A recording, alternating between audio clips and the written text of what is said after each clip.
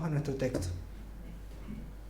Efesios capítulo 1, versículo 9 dice: dándonos a conocer el misterio de su voluntad, según su beneplácito, el cual se había propuesto en sí mismo, de reunir todas las cosas en Cristo, en la dispensación del cumplimiento de los tiempos, así de las que están en los cielos como las que están en la tierra. Oramos.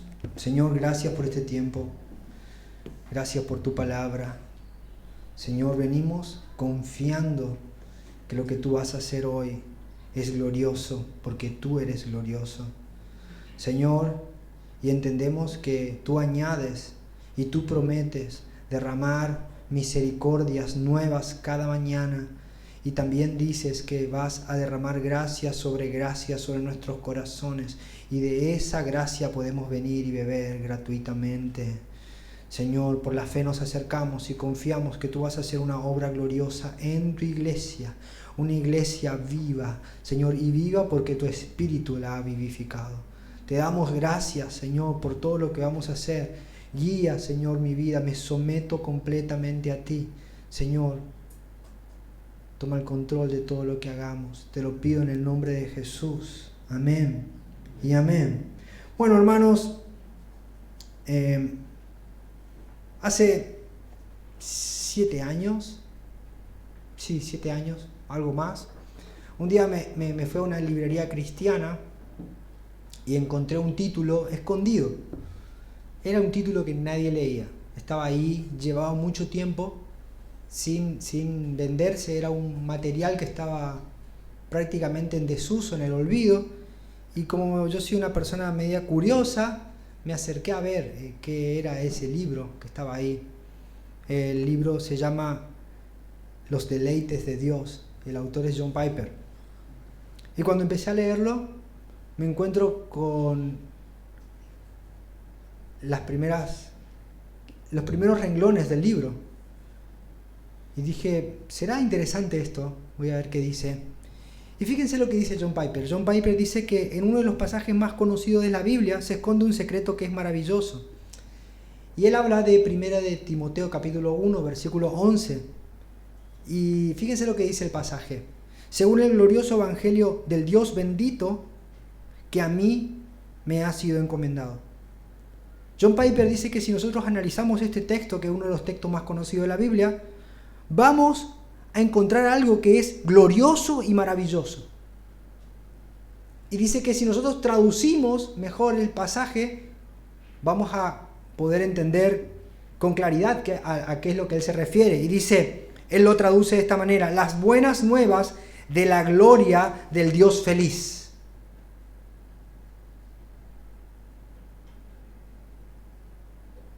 Las buenas nuevas de la gloria del Dios feliz. Y él sigue desarrollando la idea, y fíjense lo que dice. Voy a citar a John Piper.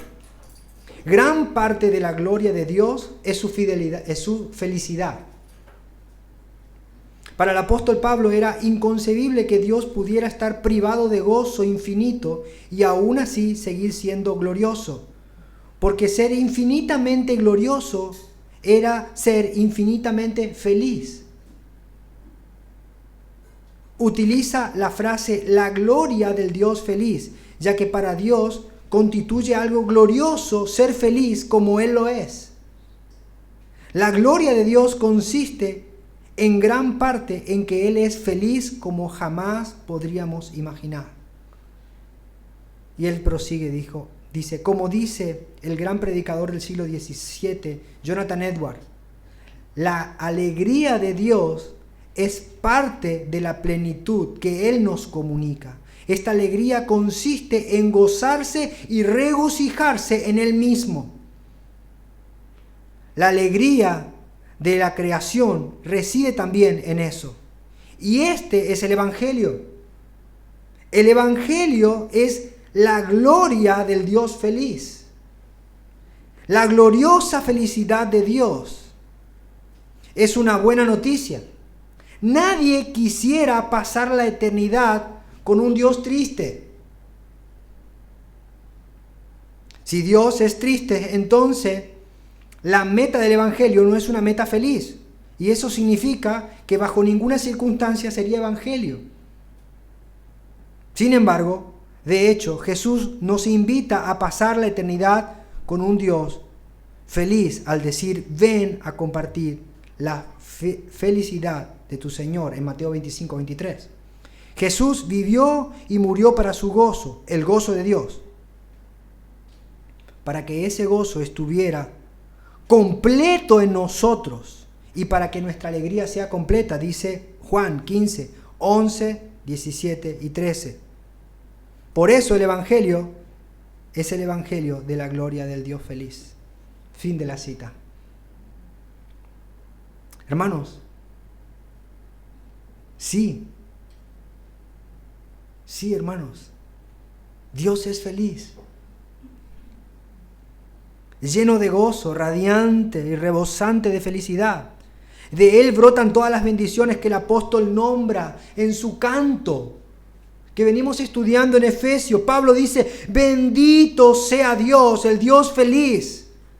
¿Por qué? Porque nos bendijo con toda bendición espiritual en Cristo. ¿Por qué? Porque nos escogió antes de la fundación del mundo para que seamos santos y sin mancha delante de Él. Porque nos predestinó para ser adoptados hijos suyos por el puro afecto de su voluntad. Porque nos hizo aceptos en el amado. Porque hemos sido redimidos por la sangre de Cristo conforme a sus riquezas en gloria. Y porque hizo sobreabundar o derramó en abundancia sobre nosotros toda sabiduría e inteligencia. El Dios feliz, comunicando, irradiando su gozo. Y fíjense que de alguna manera el canto del apóstol Pablo, la bendición al Dios feliz, al Dios bendito, nos trajo a los versículos que vamos a tratar de mirar en profundidad hoy. Y cuando estudiemos estos dos versículos que hemos designado para leer hoy, nos daremos cuenta de un par de cosas, por lo menos 5. Nos vamos a dar cuenta de que ¿cuándo fue que recibimos toda esa desbordante bendición? Porque alguno dirá, ¿y cuándo pasó eso? ¿Cuándo ocurrió que yo recibí toda esta bendición que el apóstol Pablo estaba diciendo? También nos regocijaremos de ser los recipientes sobre los cuales Dios decidió derramar su amor. También tendremos un panorama más claro de cómo hemos sido bendecidos en este tiempo. Y nos hará entender que la bendición que tenemos hoy, si bien es abundante y gloriosa, es una parte de la bendición que se completará al final de los tiempos. ¿Y sabe, hermanos, qué dará como resultado todo esto si entendemos todo esto? Que nuestras ansiedades del día a día descansarán en los brazos de un Dios feliz. El afán, la preocupación, la angustia se disiparán porque estaremos confiando en un Dios que trazó la historia, sostiene todos los tiempos, cumple su palabra y al final Él será glorioso y feliz con nosotros. Hermanos, que Dios nos dé ojo para ver, oídos para oír, corazón para creer y voluntad para obedecer. Vamos a nuestro texto. Dándonos a conocer el misterio de su voluntad según su beneplácito, el cual se había propuesto en sí mismo. Pablo con este versículo está completando la frase que empezó en el versículo anterior. Y la frase que había empezado en el versículo anterior dice que Dios hizo sobreabundar sobre nosotros su gracia con toda inteligencia y sabiduría. Pero añade que esto se da cuando nos dio a conocer el misterio de su voluntad. ¿Qué significa eso? Significa que el creyente al recibir el Evangelio es alumbrado y recibe sabiduría e inteligencia celestial. Esta sabiduría, para entender el misterio de Dios, no es de este mundo. Es una sabiduría celestial que desciende de Dios mismo. Esta capacidad es dada a los hombres en un acto de amor de Dios y generosidad del Dios feliz, que decide darse a conocer a los hombres para mostrar su gloria por el beneplácito de su voluntad. Nosotros acá en el Chaco decimos porque a Él, es medio brusca, pero porque a Él se le cantó, porque Él quiso. Y si no hubiera querido, no hubiera ocurrido, porque nadie podía forzar a Dios. Pero sabe, hermano, a lo largo de toda la Biblia nosotros podemos ver que muchas personas recibían milagros, prodigios, maravillas, veían señales con sus propios ojos, pero aunque lo veían con sus ojos, su corazón estaba cerrado y no creían al Dios Todopoderoso. Y si nosotros no entendemos que el Evangelio lo recibimos por gracia, nos vamos a enorgullecer y vamos a tropezar. Y mire que a lo largo de toda la Biblia está esto. Vamos a empezar con un par de pasajes. Deuteronomio, capítulo 29, versículo 2. Fíjense lo que dice. Moisés llamó a todos los israelitas y les dijo: ustedes han visto con sus propios ojos todo lo que el Señor ha hecho en la tierra de Egipto, y con el faraón, y con todos sus siervos, y con todo su país. Ustedes son testigos de estas grandes pruebas y señales y maravillas. Pero fíjense lo que dice el versículo 4. Pero hasta este día el Señor no les ha dado la capacidad de entender, de ver ni de oír. Así que podemos recibir milagros, podemos ver prodigios, podemos ver muchísimas cosas, pero la capacidad de creer a Dios es dada por Dios. Y a menos que no recibamos ese milagro, estaremos endurecidos, saltando sobre milagros y caminando sobre prodigios y señales. De hecho, el pueblo de Israel caminó 40 años en el desierto sin que su ropa se gastara y sin ir al súper. Pero igual no creyó.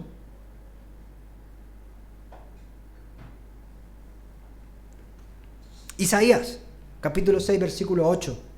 Después oí la voz del Señor que decía: ¿a quién enviaré? ¿Quién irá por nosotros? Y yo respondí: aquí estoy yo, envíame a mí. Entonces dijo: ve y diles a este pueblo: oigan bien, pero no entiendan. Vean bien, pero no comprendan. Entorpece el corazón de este pueblo, cierra sus oídos y ciega sus ojos, que no vea con sus ojos, ni oiga con sus oídos, ni entienda con su corazón, para que no se conviertan, ni sea sanado. Juan, vamos al Nuevo Testamento, Juan capítulo 12, versículo 35, Jesús le dijo: por un poco más de tiempo la luz está entre ustedes. Mientras tengan luz, caminen para que no los sorprendan las tinieblas, porque el que anda en tinieblas no sabe por dónde va. Mientras tengan la luz, crean en la luz, para que sean hijos de la luz. Dicho esto, Jesús se fue y se ocultó de ellos. Y a pesar de que había hecho tantas señales ante ellos, no creían en él, para que se cumpliera la palabra del profeta Isaías, que dijo: Señor, ¿quién ha creído nuestro anuncio? ¿A quién se ha revelado el brazo del Señor? Por esto no podían creer, pues Isaías también dijo: cegó los ojos de ellos y endureció su corazón, para que no vean con los ojos y entiendan con el corazón y se conviertan y yo los sane.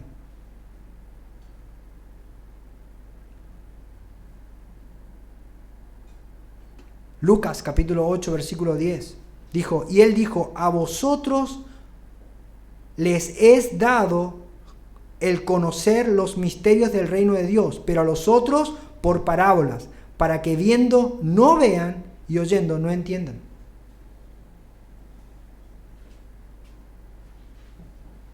Vamos a Hechos, capítulo 16, versículo 13.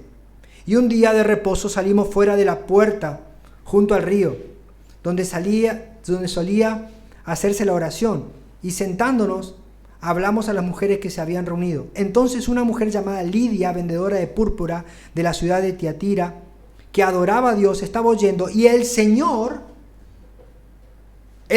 abrió el corazón de ella para que estuviese atenta a lo que Pablo decía. Entonces, hermanos, entender y creer el Evangelio es una gracia de Dios que nos es dada por la sola voluntad y potestad de Dios mismo. Ahora, hermanos, tenemos que entender que Dios no opera de la misma manera para abrir los ojos y para que las personas crean en el Evangelio, que de la misma manera que ciega los ojos para que no crean el Evangelio. No es la misma operación. ¿Por qué? Porque Dios en su infinita misericordia concede a sus escogidos la gracia de poder creer en el Evangelio y arrepentirse. Pero los que son endurecidos, no son endurecidos por una acción directa de Dios. No es que la persona está ahí y es buena y Dios le endurece el corazón para que se haga malo. No, sino que ellos mismos rechazan a Dios y por la dureza de su corazón Dios los entrega a sus propias pasiones. Así que el hombre es endurecido por su propio pecado. Romanos 1:21 nos dice esto. Fíjense lo que dice. Pues habiendo conocido a Dios, eso está hablando de todos los hombres, no le glorificaron como a Dios, ni le dieron gracias, sino que se envanecieron en sus razonamientos y su necio corazón fue entenebrecido. Profesando ser sabios, se hicieron necios y cambiaron la gloria del Dios incorruptible en semejanza de imagen de hombre corruptible, de aves, de cuadrúpedos y de reptiles, la idolatría. Por lo cual también Dios los entregó. Estos hombres que no querían reconocer a Dios, que conocían a Dios a través de las cosas creadas, pero se rehusaban a creer a Dios y obstinadamente se oponían a todo lo que Él decía y mandaba por su palabra. Entonces Dios, ¿qué hace? Los entrega. Y así es que son cegados los hombres. Dios, versículo 24 dice, por lo cual también Dios los entregó a la inmundicia en las concupiscencias de sus corazones, de modo que deshonraron entre sí sus propios cuerpos. Hermanos, esto debería llevarnos a ver cuán privilegiados somos de haber recibido fe para creer en el Evangelio. Hermanos, porque no éramos mejores que las personas que hoy están endurecidas en el mundo. Nuestro pecado era igual de oscuro y nuestra maldad era igual de rebelde contra Dios, pero Él, en su gracia y en su misericordia, decidió revelarnos su amor. Hermanos, si hoy estamos de pie creyendo en nuestro Salvador, es porque Dios en su beneplácito nos eligió desde antes de la fundación del mundo para que podamos creer en el Evangelio. Y hermanos, esto era un misterio que estaba escondido en Dios. Era un misterio. Cuando se ve la palabra en el original, está hablando de algo que Dios decidió mantenerlo en el ámbito de la privacidad para Él mismo. Y revelarlo solo a los que Él quería, de acuerdo a su soberana voluntad. ¿Sabe, hermano? Me puse a pensar cuán difícil es mantener algo en el ámbito de lo privado hoy. ¿Se ha puesto a pensar eso? ¿Quién guarda un secreto hoy? ¿Quién puede hacerlo? Parece que cada vez menos podemos guardar las cosas en la privacidad. De hecho, las guerras hoy se libran a través de hackers que se meten y sacan los secretos ocultos de su enemigo. Eso es interesante. Bueno, pero eso no hace falta que seamos una potencia o estemos en guerra. Hoy nosotros hablamos fuerte y decimos que queremos tomar un fin de semana de vacaciones, abrimos el celular y nos empieza a correr el chico de Trivago, ¿no? No sé si, ¿no? ¿A usted no le pasó? O decimos, guay, ¿cómo quisiera comprarme una zapatilla? Y empiezan a aparecerme publicidades. Y ya queremos esconder las cosas, no sabemos qué está pasando, no hay privacidad.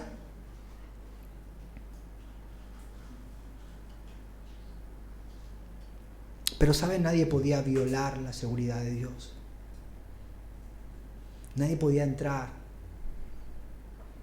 al celular de Dios.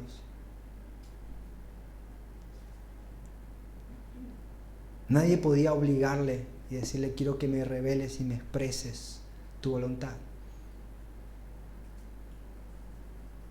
Hermanos, Dios podía haber mantenido en oculto todo eso, pero Él decidió mostrarnos su voluntad.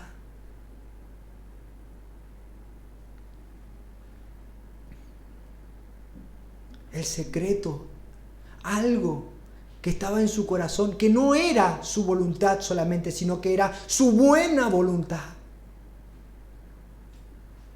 Él generosamente estaba llevando a cabo su plan y decidió mostrar su amor a todos los hombres. No tenía nada para esconder, pudiendo hacerlo.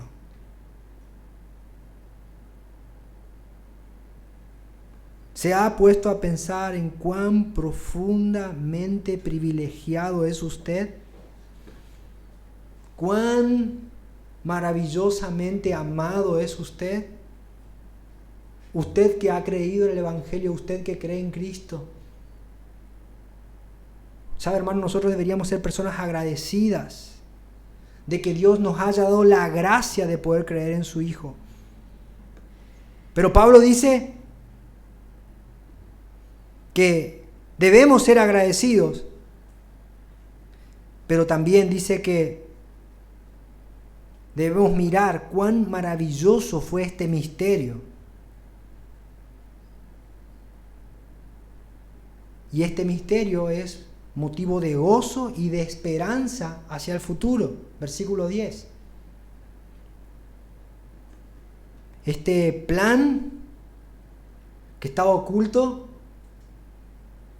se revela en el Evangelio. ¿Y cuál era el plan? El plan es, versículo 10, de reunir todas las cosas en Cristo. Todas las cosas en Cristo.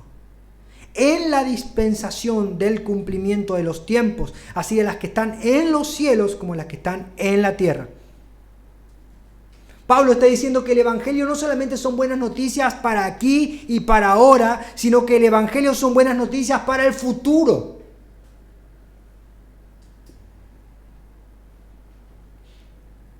Y Pablo también está diciendo que el Evangelio es la razón de la existencia del universo. ¿Alguna vez se ha puesto a pensar cuál es el sentido de la historia? Los historiadores dicen, no encuentro sentido a la historia. Es como una ola que golpea sobre otra ola en la playa, sin sentido. Son acontecimientos que ocurren una tras otra. ¿Pero tiene sentido la historia? La historia tiene un comienzo, un desarrollo y está yendo hacia una culminación. ¿Hacia dónde va el mundo? ¿Se ha puesto a pensar? ¿Qué papel jugamos nosotros en este mundo? ¿Cuál es la razón de la creación? El evolucionismo dice que por miles de años vamos a evolucionar y ser mejores. El comunismo, el ateísmo dice que la evolución va a ser una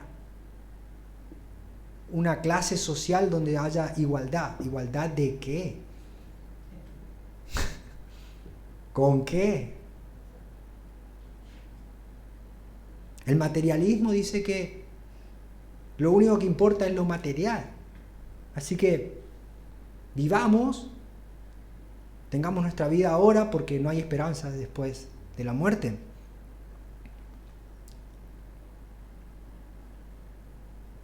¿Para qué existimos?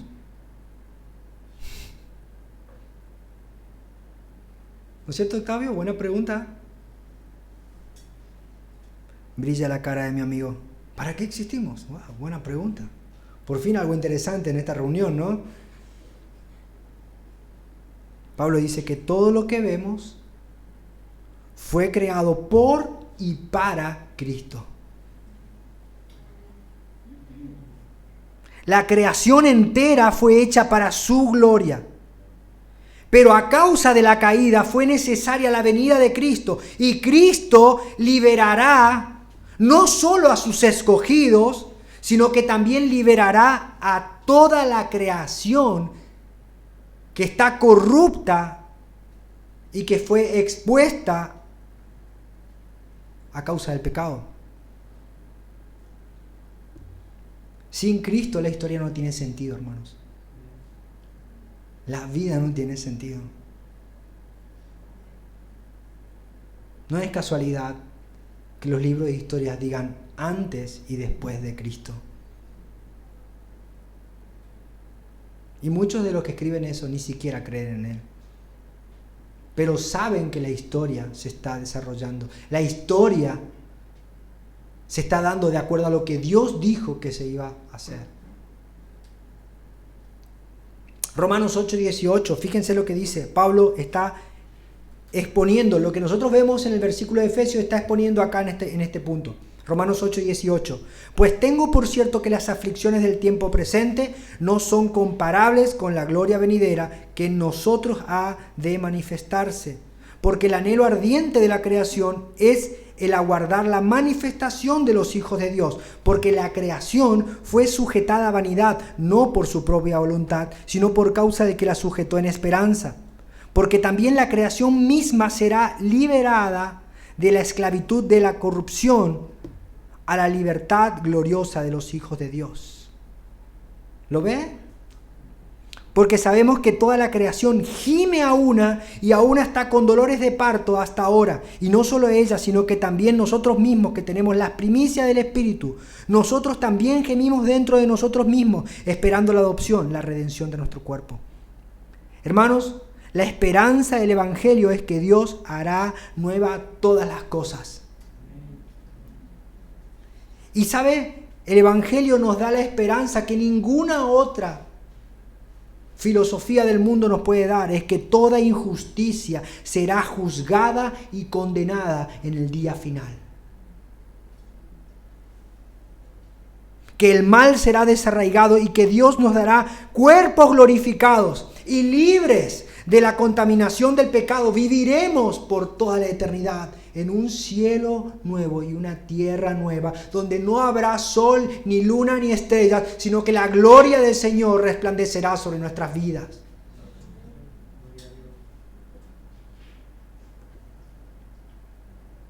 Esta es la razón de la historia. Esta es la razón de la existencia de todas las cosas, Cristo. Así que tenemos que hacer un parate acá y entender dos cosas como mínimo, a razón de lo que venimos estudiando acá. Primero, número uno, ¿quién es el personaje central de la historia? ¿Quién? Cristo. Él es el centro de todas las cosas. Nada escapa de su poder. Él está reinando. Pronto volverá en la culminación de su obra redentora.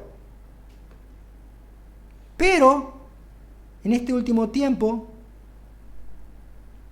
el hombre en algún momento se creyó que él es el centro o el personaje central de la historia. Ayer veníamos del súper con mi esposa, porque es el cumpleaños de Isabela el lunes, y bueno, estábamos viendo, buscando precios, a ver cómo hacer, ¿no? Por el regalo. Y veníamos a nuestra casa, se hacía tarde, y paramos en el semáforo. Y cuando estábamos parando en el semáforo, llegamos primero, paramos, y estábamos esperando que nos dé el verde para avanzar. Y de repente, de la nada, pasó un hombre a caballo, a toda velocidad, en rojo, en medio de los 4 semáforos. Y nosotros miramos. Y me dice mi hija mayor, papá, ¿qué significa eso? No sé.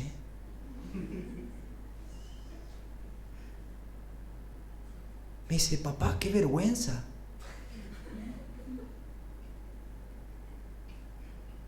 Y le digo a mi hija, ¿sí? Hermano, se robó el protagonismo. Sin esperar, un hombre pasó a caballo a toda velocidad.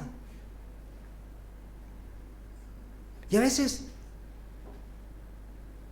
creemos que somos el personaje central. Y es muy triste cuando el extra quiere robarse el protagonismo en la escena. ¿Usted vio alguna vez eso?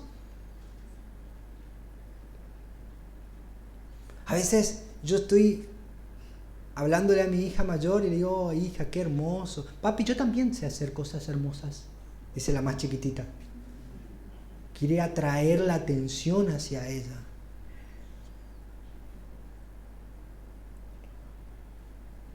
Y hermanos, la historia, el universo entero, la creación, todo converge en Cristo.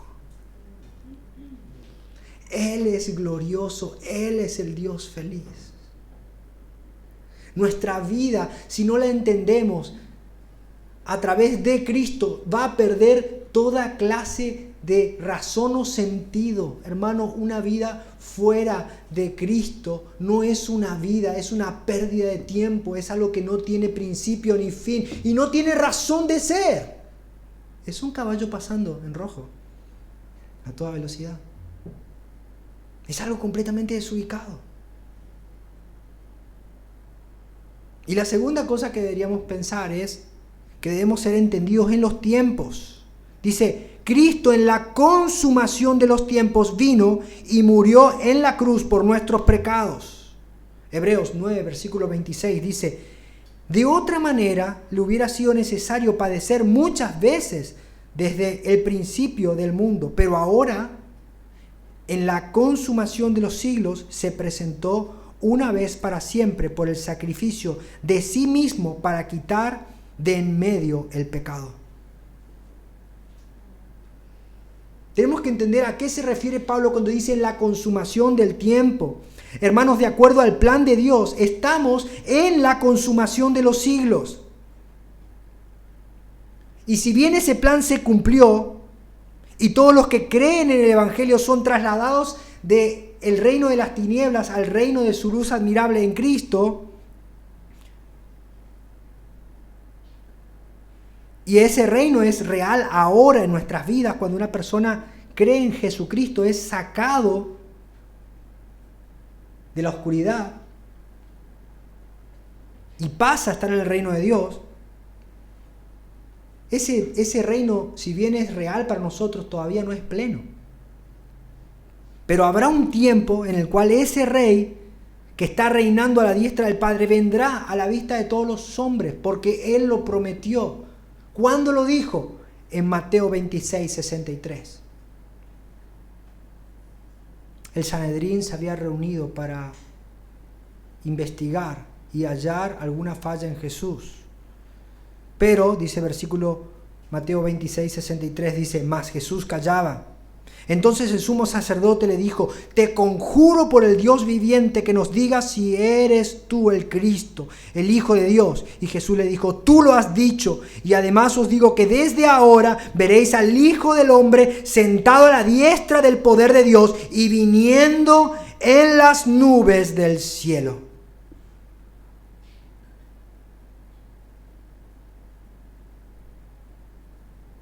Primera de Corintios 15, versículo 25-26 dice: porque preciso es que Él reine. Cristo, luego de haber muerto en la cruz por nuestros pecados y resucitado al tercer día, ascendió a la diestra del Padre y Él está reinando. Él tiene el control de toda la historia. Él está reinando. Primera de Corintios 15, 25 dice: porque preciso es que Él reine hasta que haya puesto a sus enemigos debajo de sus pies. Y el postrer enemigo que será destruido es la muerte. Cristo vendrá. Eso es lo que tenemos que saber. Y tenemos que saber que en este tiempo Él está reinando. Pero hay un peligro. El peligro es que no estamos obsesionados con la hora. ¿Cómo será? ¿Cuándo será? Armando Alducin dijo 2028. Después se arrepintió. ¿Cuándo será? ¿Qué señales debemos esperar? Hermanos, es peligroso estar obsesionados por la hora, el cuándo, cómo. Hermanos, Cristo reina y Él vendrá. Eso es lo que tenemos que saber.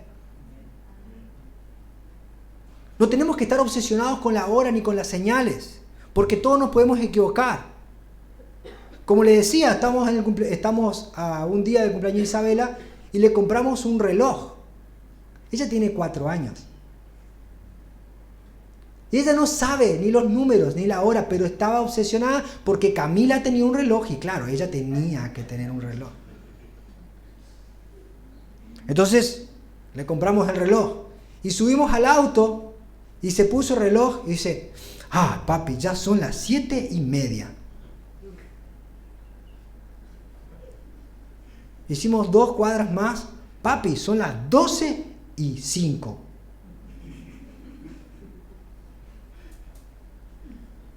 Llegamos a la casa y dice: ya se hizo tarde, papá, son las 3:15.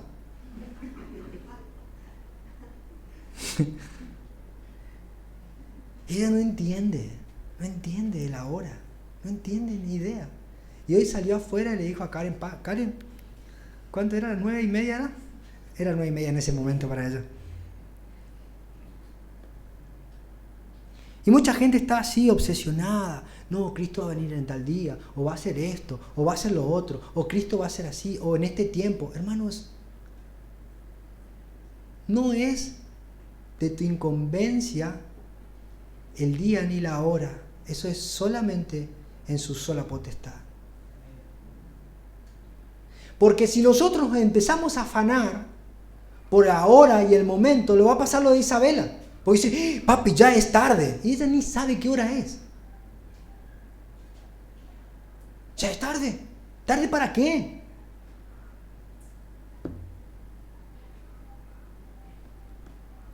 Y podemos dar miles y miles de ejemplos, pero no vienen al caso. Pero ustedes saben que muchas personas se equivocaron al tratar de profetizar cuándo sería el día y en qué año vendría y todo eso.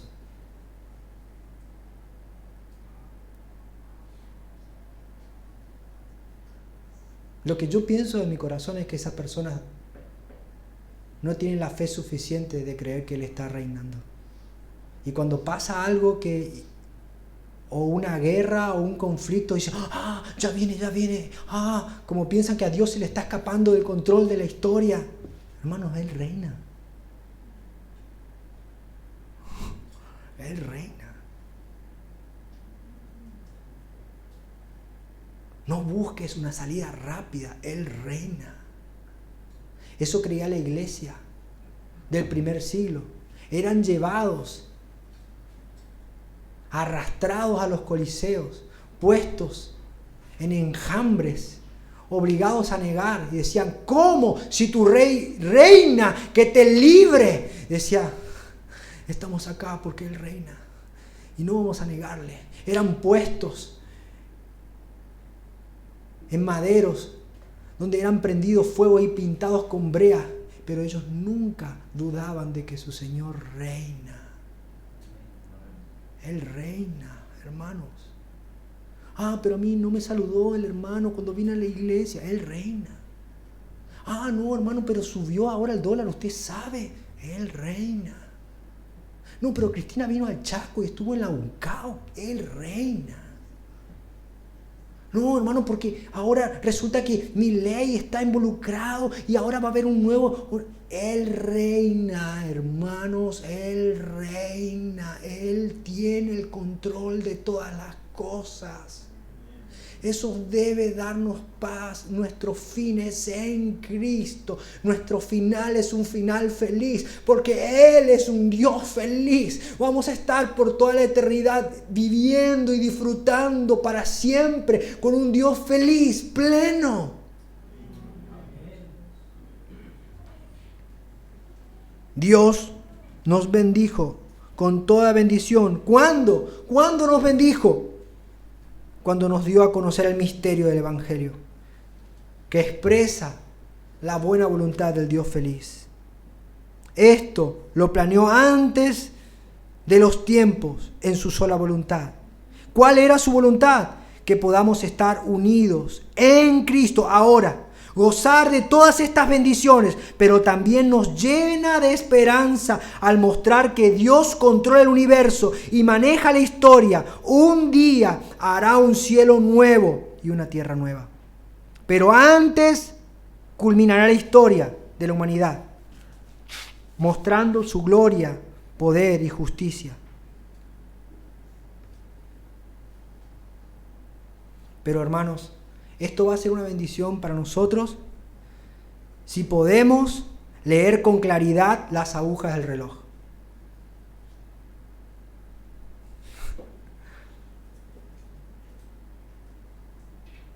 Y si entendemos quién es el personaje central de la historia.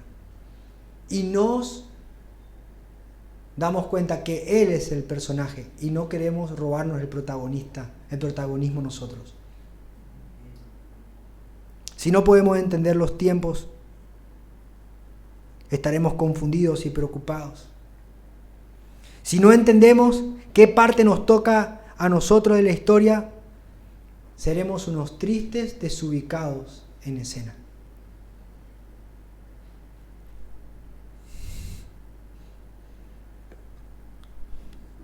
Y hoy cuando el hermano Gustavo cantaba la canción esta tan hermosa que decía, día a día Él está y el tiempo está en Él, principio y el fin. Él tiene el control, hermanos. Él tiene el control. ¿Por qué afanarnos? ¿Por qué angustiarnos? Si ni siquiera el creer es algo que lo obtuvimos como mérito propio, sino que Él nos dio esa gracia. Podemos confiar, podemos descansar. Hermano, ¿qué le parece si cantamos ese coro en esta parte una vez más y nos despedimos adorando a nuestro Dios? Amén. Oramos. Señor, gracias por este tiempo. Gracias por tu amor. Gracias, Señor, porque tú tienes el control de todas las cosas. Porque tú nos amas profundamente. Porque tú eres un Dios feliz, que has decidido mostrarnos tu gracia, derramar toda esta generosidad, todo este amor, toda esta bondad sobre nuestros corazones. Señor, gracias porque aunque la historia nos preocupa, Señor, tenemos paz en nuestros corazones, porque tu palabra dice que debemos confiar y tener paz porque tú has vencido al mundo. La historia, Señor, está siendo contada de acuerdo a lo que tú planeaste. Nada escapa de tu voluntad, nada escapa de tu señorío. Gracias por abrirnos nuestros ojos. Gracias por dejarnos venir a ti.